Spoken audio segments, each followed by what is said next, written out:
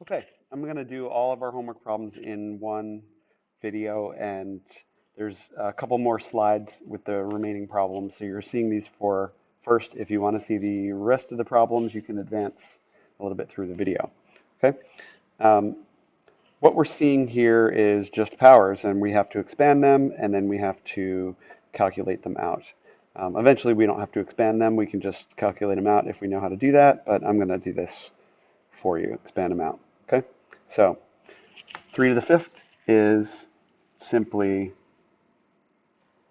3 times 3 times 3 times 3 times 3. Oops. And we can pair these up and say that, oops, that's 9 times 9 times 3. Okay. And if I rewrote that 9 times 9 times 3, and I paired those up, you would then get 81, right? And then you get 81 times 3. And what is 81 times 3? Well, you may need to just do the math, and I'm going to write it down here and then erase it. But sometimes you just got to write things out and actually do old school multiplication. 3 times 1, 3. 3 times 8, 24. And we have an answer of 243. Be sure to box your answers. Okay. So that's the way to do that one. I'm going to expand this next one. 2 times 2 times 2 times 2. You should learn these powers of 2 because they are very common. 2 times 2 is 4, times 2 is 8, times 2 is 16. Box that answer. Okay? And if we continue on, we've got 2/3 to the third power, and I believe that we cover this in class. This is 2/3 times 2/3 times 2/3. That. Okay? Otherwise known as 2 to the third over 3 to the third. And you notice then that over here, when you raise some fraction to a certain exponent, what you're doing is you're giving that exponent to both the numerator and the denominator separately, like this and this. Okay? And then what is 2 to the third? That's 8. What is 3 to the third? That's 27. Okay? And finally, 0.4 to the 6th.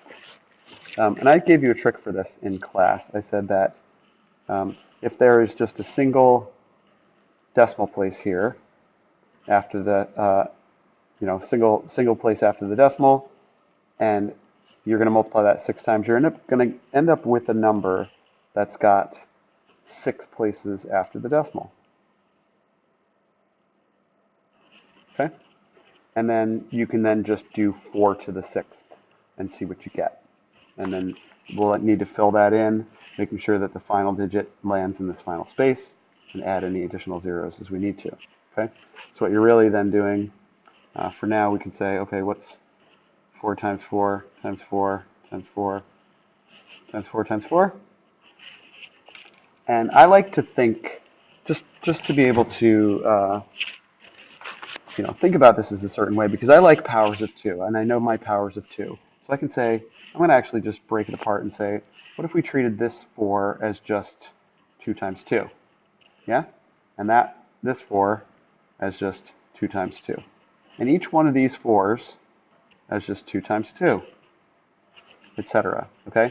Then, and I'll erase this so I can just write it straight out, then if you have 6 4s, you really have 12 2s. Okay? 2 times 2 times 2 times 2 times 2 times 2 times 2 times 2 times 2 times 2 times 2 times 2. Why am I doing this? What is my point? Well, you can see that that's one of the 4s there, right? 2 times 2, so that, and so that. Okay, but if we then just multiply by 2, and when we multiply by 2, we're just doubling, we say 2 times 2 is 4, times 2 is 8, times 2 is 16, 32, 64, 128, 256, 512, 1024, 2048, and 4096. 4096. And we need to fill that in, that 4,096. By the way, notice how I did that? It's because I know my powers of 2. Okay? If you didn't know how to do that, you could just keep multiplying by 2, or you could write this out as 4 times 4 is 16, times another 4, etc. Hopefully you know what I'm doing here. And what I'm going to do then is I'm going to say, okay, I need to fill that in to the last 4 spaces. Like that. And these need to have 0 placeholders to make sure that that 6 does land in the final place that we need it to. Okay? And then, that's just notes. So that. And we have as a final answer 0.004096. And I'm going to box that answer as well. Okay? So that's a little bit of a strategy for multiplying or raising decimals to a certain power. Now let's go to the next slide. All right, here we've got problems where we are simplifying order of operations. So if we look at this, we hopefully remember PEMDAS, right? Where multiplication, division, and addition, subtraction happen together, whatever you get to from the left. So is there any, in number 17, is there any parentheses? No, no parentheses. Is there any exponents? Yep, there are exponents. So what you're going to do is rewrite the original problem as given, except the one thing that you're working on, in this particular case, we're doing the exponent. 3 squared is 9. We replace it with its simplified form. Everything else stays exactly the same. And we're going to work on getting in the habit of doing this as the coming weeks and the coming lessons come. Now what do we do next? Well, we've dealt with all the exponents. Now we've got multiplication and division. Do we see any of that? Yeah, we do. You see that right here. And so we're going to do that part of it, writing everything the same except simplifying the one part that we've got. 2 times 9 is 18.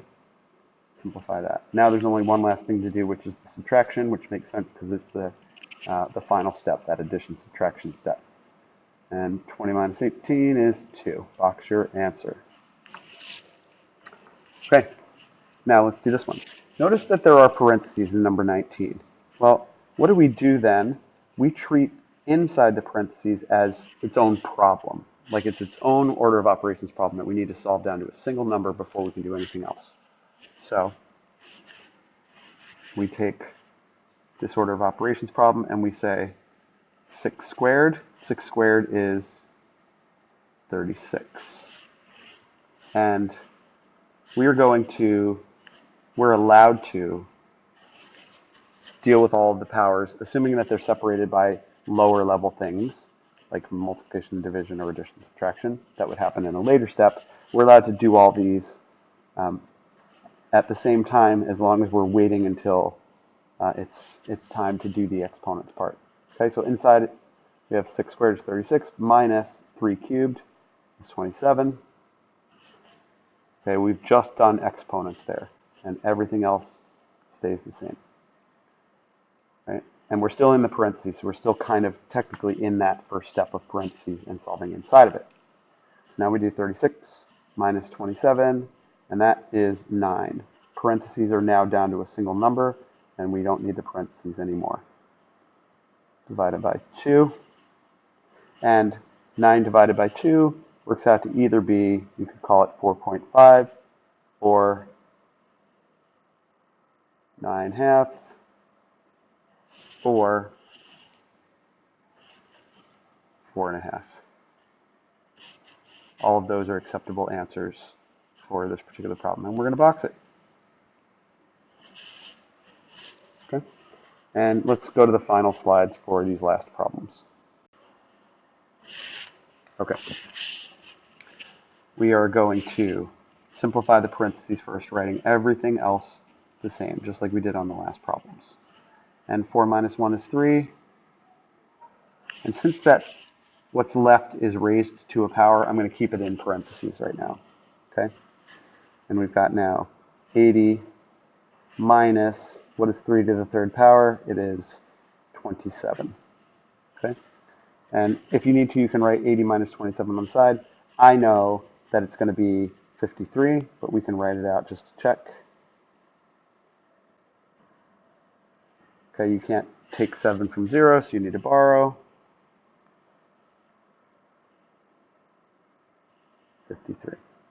If you do calculations, don't do them in the way of your problem being worked out down the page. Do it off to the side, possibly on the other side of the margin, something like that. Okay. Now, this final 123. Let's do it. For this final one, we have to treat, there's like an invisible parentheses around the top and bottom. And we need to solve all of that. And if we needed to solve any of that to simplify it, we would do that. And only then can we do the division that comes last. Okay, so I'm going to erase those marks because we just want to see them even though they're not there. We still want to know that they're there. So the first thing we're going to do is we're going to deal with that parentheses, or that expression on the top. And the first thing that we see there is 6 to the 4th power. Okay, so I'm going to write a note down to the side here. That's 6 times 6 times 6 times 6, right? 6 to the 4th. And I know these become 36, and so do these. So we could do just 36 times 36, and I'm going to actually do that. Writing it out the long way, because sometimes you just need to do that. Okay? And 6 times 6 is 36, carry the 3, and now I'm here multiplying this 6 by this 3. 6 times 3 is 18. Add this 3 and get 21. Okay, now I'm over here multiplying by this 3. And because this is really not a 3, it's a 30 technically, okay, because it's in the tens place, the first digit that we get is going to have to land right below it. So we're going to put a 0 placeholder, and then we can say, and by the way, I want to get rid of this 3 that we had carried over because we're done using it. Okay, and if you left it there, if you wanted to leave it there, you can just kind of put a mark through it to say we're not going to use that now on this step. Now, 3 times 6, that's 18, so we write the 8, carry the 1 from 18, and then we do 3 times 3 is 9, plus 1 is 10. Now we're going to add them together. 1,296. Okay, so that seems like it's a lot of work, and hey, it might be as you get back into the practice of calculating by hand instead of using a calculator. Don't use a calculator in this. I'm telling you, if you rely on a calculator while doing your homework because you think, well, Massey's not there or he's not looking, which I've seen some kids do in class, kind of busting the calculator out because they think that they can get away with it. Well, you're only fooling yourself because you're not going to be in the proper practice when you sit down to a test, and then you're going to not be able to do it then. Okay, so this 6 to the 4th is 1296 divided by, and we need to do the other exponent now, which is 3 squared, and 3 squared is 9. Okay, and the whole thing is over 9 still. So the next step that we got to do is we need to take that 1,296 and divide it by 9, because remember, this whole expression on the top needs to be simplified to a single number before we can do the division of this divided by this. Okay? You're welcome to leave your calculations on your paper off to the side. In fact, it's probably better than erasing them. Just don't write them in the way when you're first doing it. Now, 1,296 divided by 9. That is this portion right here. And 9 goes into 1. Can't put it into 1. It's not big enough. 9 goes into 12. Yeah, we can do that. 9 goes into 12 once. 9 times 1 is 9, leaving 3. A good goal is to look at this remaining number and make sure that it's smaller than this. Because if it was that big or bigger, we could have done a higher number there. So it's a 3. That's good. So now we take this down. Okay, 9 goes into 39, 4 times. 9 times 4 is 36. And then finally we bring down this last 6, and we've got 9 going into 36 is 4. Finish this out. 9 times 4 is 36. You should always bring this down to 0 like that. Okay? So what we again get as a result on this top of this fraction bar is 144 over 9. And that continues to need to be simplified because we actually can do that math of dividing 144 divided by 9. And so let's do it. 144 divided by 9. How many times does 9 go into 1? Doesn't go into 1. But 9 does go into 14. How many times does it go into 14? It goes in once. We subtract the 9, 5, bring down the 4. 9 goes into 54 6 times. 9 times 4, or no, I'm sorry, 9 times 6 is 54. We get 0 remaining, and we get a final answer of 16. Okay? Now hopefully that helped.